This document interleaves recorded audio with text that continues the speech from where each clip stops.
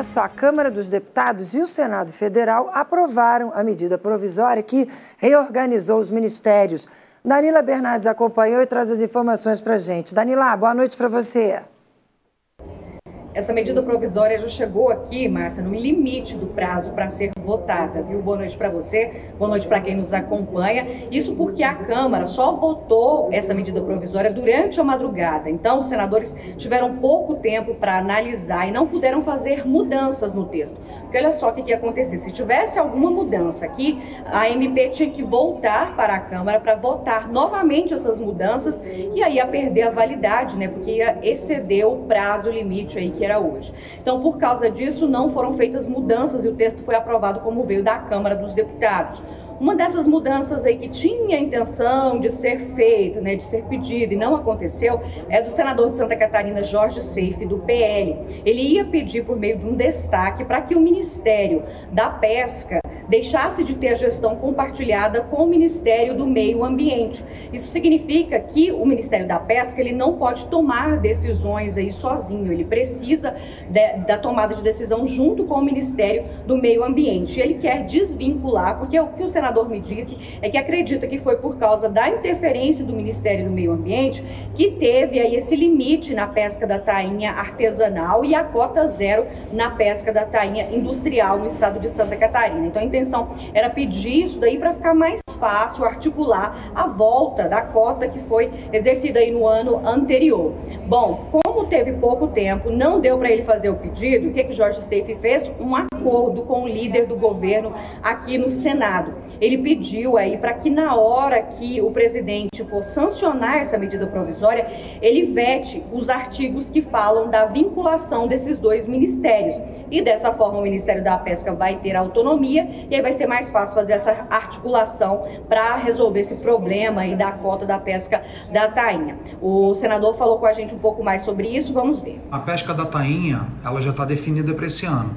Eu não acredito que esse acordo influencie em algo. Porém, nos próximos anos, como houve uma resistência muito grande do Ministério do Meio Ambiente em liberar essas cotas, eu acredito que nos próximos anos nós tenhamos êxito. Com a separação da gestão da pesca, da aquicultura com o Ministério do Meio Ambiente, nós temos muito mais chances de obter êxitos e evoluções no setor da pesca e aquicultura do que se fosse gestão compartilhada. Então esse, gente, é o requerimento aí que foi enviado pelo senador para o presidente, falando desse acordo que foi feito aqui no Senado, né, aprovando a medida provisória sem esse detalhe, mas aí com esse pedido para que ele vete esses artigos, para desvincular os dois ministérios. Só que agora a decisão está nas mãos do presidente da República. Boa noite, Paulo Alceu.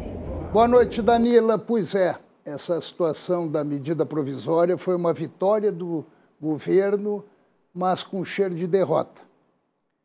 Depois de muita negociação e de temor até de uma derrota completa, né, do governo, foi aprovada a medida provisória que mantém os ministérios do governo Lula.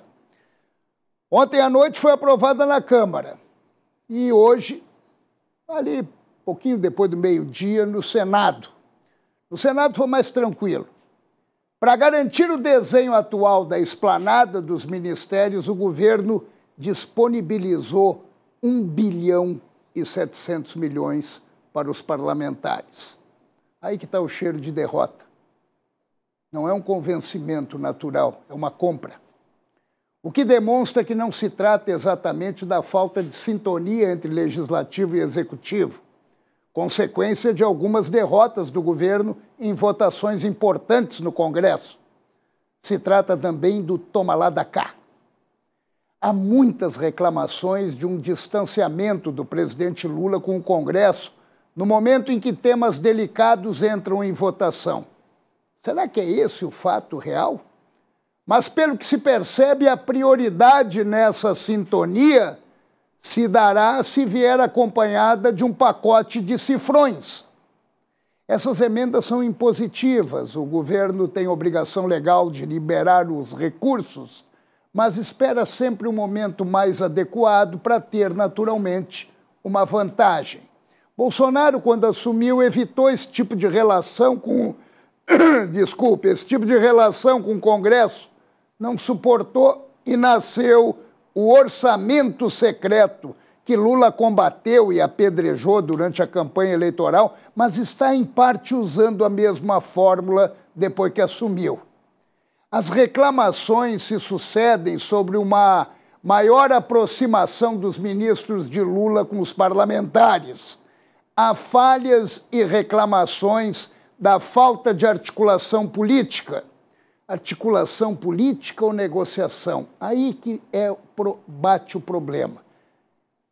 Tudo isso pode comprometer até a agenda do governo.